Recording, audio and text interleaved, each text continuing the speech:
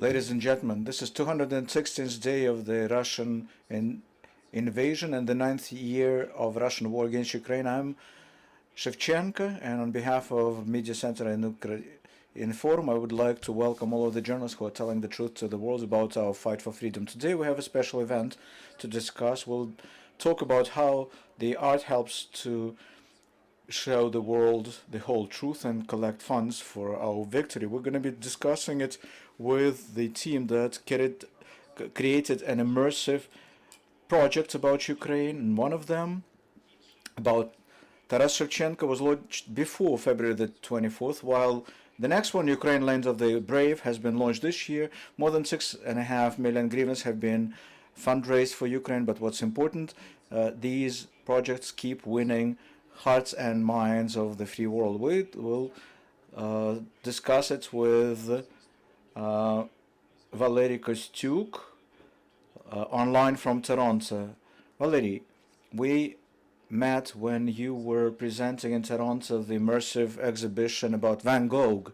So tell us, please, how did you manage to bring the cutting-edge technologies into the Ukrainian context?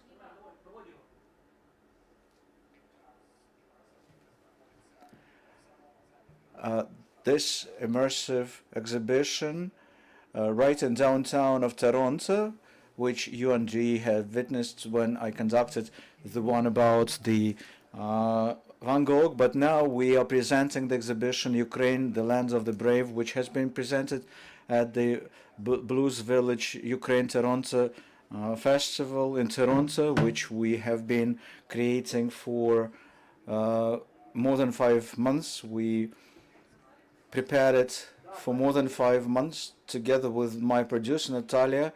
It was important that these should be our Ukrainian artists, a creative director whose vision has been implemented, as well as Timur Polyansky, a composer. They all worked in the time of war. They have analyzed lots of materials. More than 10,000 separate works have been analyzed, and we have worked with large Ukrainian TV channels and other media holdings. We have worked with separate journalists and photographer Sergei Loiko. His pictures are at our exhibition. Also pictures of Dmytro from Azovstal. By the way, he was freed recently, and we're waiting to meet him to demonstrate what we can do from his pictures. This exhibition allows to get inside the war, so to speak, especially for the Western audience, because unfortunately right now Ukraine is not at the front pages of newspapers, and it's important for us to remind people that this is very relevant, that it's an ongoing war in Ukraine and that Ukraine does need help. This exhibition is the result of our efforts for the last couple of years. Our first effort was immersive exhibition, The World of Taras Shevchenko, which involved Dmytro, Stus, and the National Museum of Taras Shevchenko in Kyiv. So this immersive exhibition traveled across the world, 20,000 visitors in Ukraine, United Arab Emirates, US, Canada. We've been demonstrating this exhibition at the beginning of the invasion just to show what are we fighting for in this war. Our goal now is to show this exhibition, Ukraine, the Land of Brave, along with the immersive exhibition about Taras Shevchenko, all across the world, to tell the world who we are, the Ukrainians, what we're fighting for. The premiere would be launched in Winnipeg.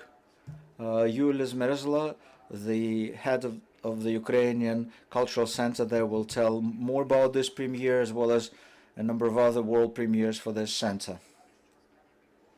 For the last 6 months, we've been using the method of immersive exhibitions for fundraising for various projects in Ukraine. So we have then transferred those funds to various projects. Natalya Delieva, my producer in this project, will tell you more about those initiatives. So we are ready to show this exhibition to the world. So the floor goes to Natalya Delieva, the Ukrainian producer. Miss Natalya, can you explain to those who haven't seen it what an immersive exhibition is all about? It's full immersion into the material, right? Is it difficult to show the Ukrainian world to the world, to the outside world? This exhibition, first titled Ukraine in the Time of War, then we renamed it Ukraine, the Land of the Brave. That was the toughest project in my career because it's an ongoing war. The team has been scattered all around the world, living in different conditions. We didn't know what tomorrow keeps in store for us, and like one of our teammates said, what can I do if tomorrow we could be killed? But we didn't stop like our soldiers. We've been moving towards concluding, finalizing this project. All of the key TV channels, mass media, governments, people helped us, provided the materials for us, and that was all about tears. We looked at murders and killings and ruinations, all the tears that were shed, and we're still shedding tears. It never happened like this in my life. What a visitor would see at this exhibition. An immersive space is like 500 square meters, 360 degrees presentation of the content, even on the floor. So a person is immersed into this exhibition, getting himself or herself into that time and place, and living and feeling all that. So immersive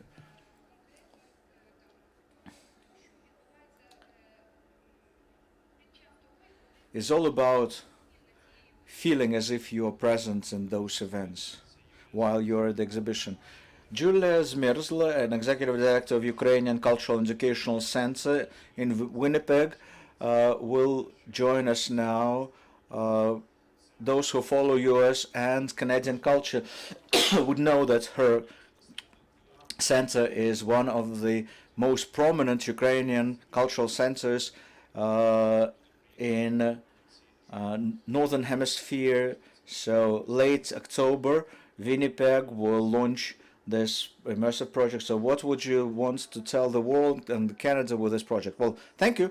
First of all, let me explain what this cultural and educational center is all about. For 80 years, we are the heart and soul of Ukrainian community in Canada.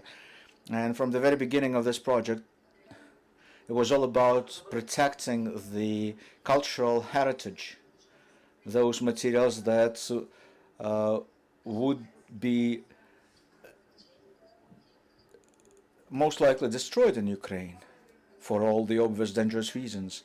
People were risking their lives to protect this heritage for the coming generations. So now, in the time of this war, the task number one for us is to protect our culture, traditions, language, and share our cultural heritage. So our collection is a demonstration of how our nation was overcoming the hardships, how it inspires us for new victories. Each item in the collection is an evidence of being victorious in various front lines. And this immersive exhibition, which we're proud to host, is now an opportunity to show the largeness of the Ukrainian culture. And those collections come to life, sharing a powerful message of life. When a year ago I met Valeriy, I couldn't even imagine that in a year's time, we will open the biggest immersive exhibition in the Northern America, right here in downtown Winnipeg. And Andriy Shevchenko was very helpful with this ambitious project. His extraordinary support in preserving the Ukrainian culture worldwide, especially in Canada, pushes people to make miracles. And so our professionals, Valeriy, Natalya, Timur, Dmytro, it's inspiring. You feel great to be part of this great project. So in a month's time in Winnipeg, the world premiere of this immersive exhibition. Now the floor goes to Dmytro Stus, director of Taras Shevchenko National Museum.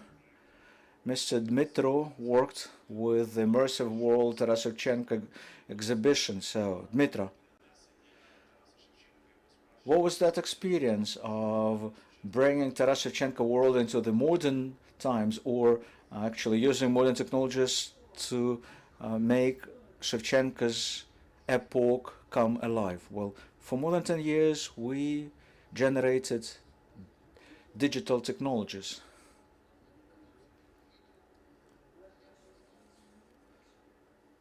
By making pictures and videos on our cell phones.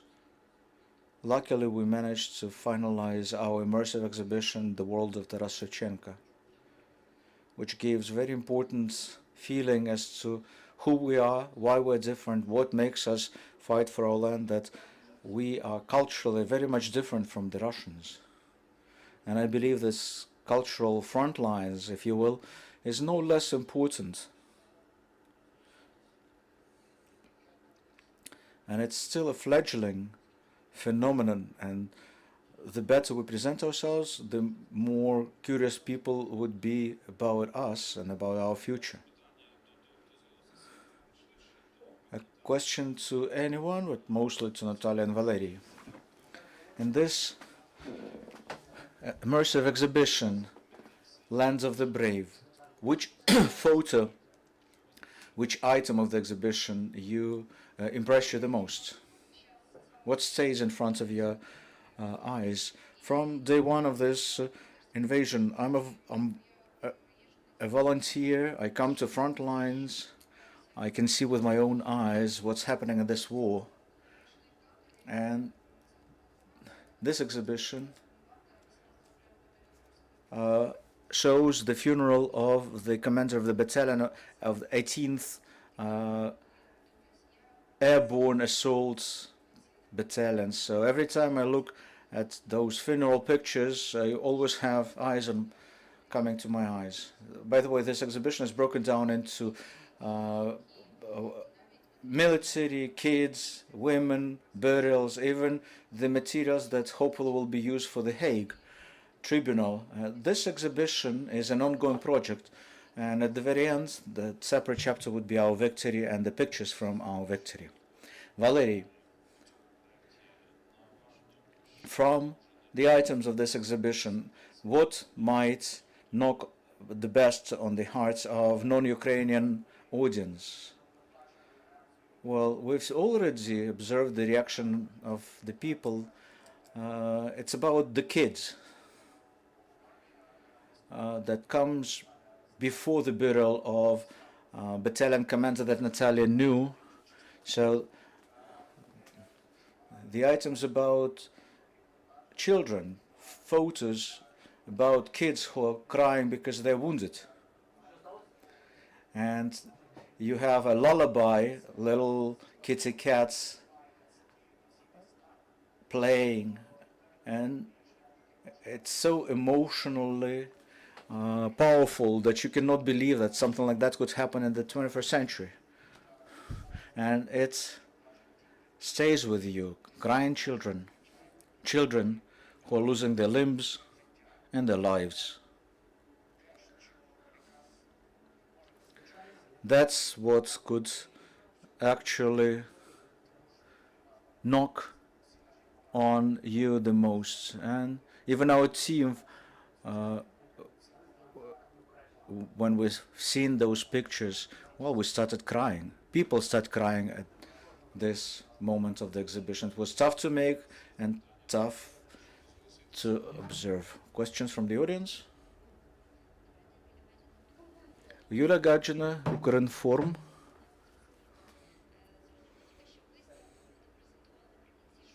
You will present this exhibition end of October in Winnipeg. When exactly? What this exhibition is about? How to visit it? What would be the admittance fee? And the duration. You said that this is an ongoing project. Will it be static? Or would it be move around?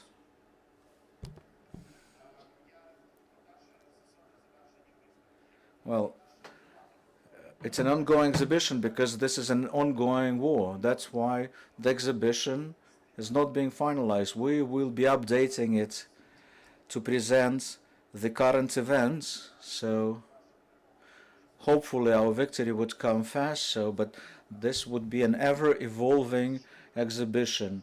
Ukraine Lands of the Brave exhibition is a live organism in this respect. So 31st of October, it will be opened in the Ukrainian Cultural and Educational Center under the title Ukraine, Lands of the Brave, plus another immersive exhibition, The World of Taras Shevchenko.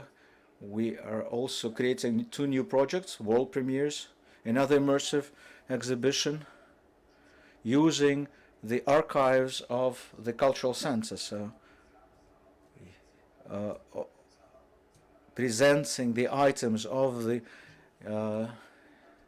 Ukrainian Canadians, those who emigrated to Canada from Ukraine or were born in the Ukrainian families there. And another one, together with the National Museum of Taras Shevchenko, we will create an immersive exhibition based on the works of Maria Primachenko, an artist whom the whole world now discovers. So we have lots of work ahead of us, of course.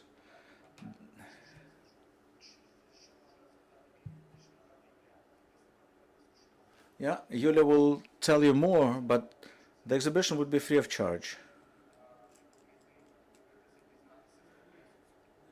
That would allow people, more people, to come and learn about Ukraine. That's how we want to promote Ukrainian art and culture, making Ukraine relevant for the outside world. Another question, this time the last one. Oleg Belchun. In terms of digitalization, Volia.live is the project that we created with the granddaughter of Maria Primachenko about the patterns of life and death and war and peace. So we digitalized Volia.live, could make 2,000 patterns like this. Would it be an interest for you to make something pan-Ukrainian?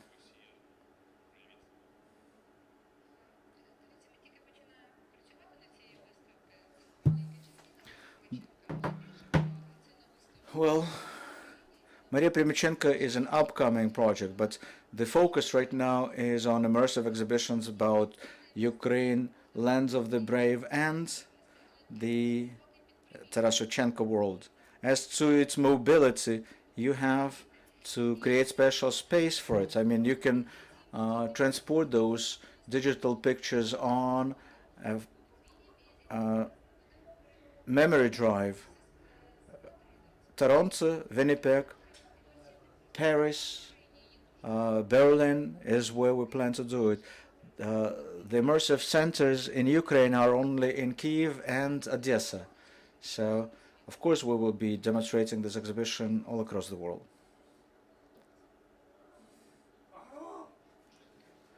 Any project requires funding.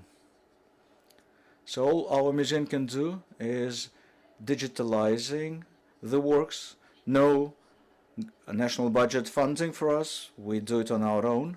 But we're ready to collaborate with anyone, but we cannot fund any new projects. My last question to anyone from you. What would you respond to people who would say, well, it's not the right time for the exhibition. All those talents and efforts and funds could be spent for something more tangible to bring our victory closer. Yulia from Winnipeg. Well, this is the question that we asked ourselves when the invasion started and we planned for this exhibition. We had to fundraise from our community, from other sources, and we expected that people would say, no, it's not the right time for this, but it happened otherwise. The government and the federal governments of Canada were very much interested. The biggest sponsor of this exhibition is the federal government of Canada.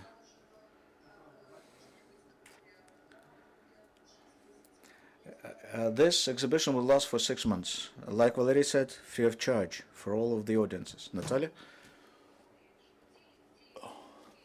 The goal of this target, Ukraine, Lands of the Brave, would also generate funds for Ukraine. Because the exhibition that we created, we haven't asked for a single kopeck. We did it through our own efforts and fundraising from Renaissance Foundation and federal government. Well, in Winnipeg it will be free, but we collected funds in Toronto and we transferred it to the National Bank of Ukraine, Ukraine 24, and 6 million hryvnias is what we have already donated. So during exhibitions we carry out auctions and charity boxes where people could drop their donations. So we generate funds. Taras Shevchenko helped Ukraine financially because due to his exhibition in March, we collected 4 million hryvnias. So Taras Shevchenko is the symbol of Ukraine, helping not only with his works, but financially now as well. Valeriy Kostyuk, let me finally add here, as to the funding of such events, well, we are grateful to numerous Canadian organizations, festivals that helped us to fundraise. We haven't asked for a single kopeck from our government. We fundraised elsewhere, and it was tough. Natalya and Yulia will subscribe to that. But for the country of Ukraine, immersive exhibitions generated more funds than we spent to create them. So what we try to achieve is support Ukraine financially by promoting Ukrainian cultural heritage. Please remember this when you write about art projects, ours and similar to ours elsewhere in the world. Please remember that culture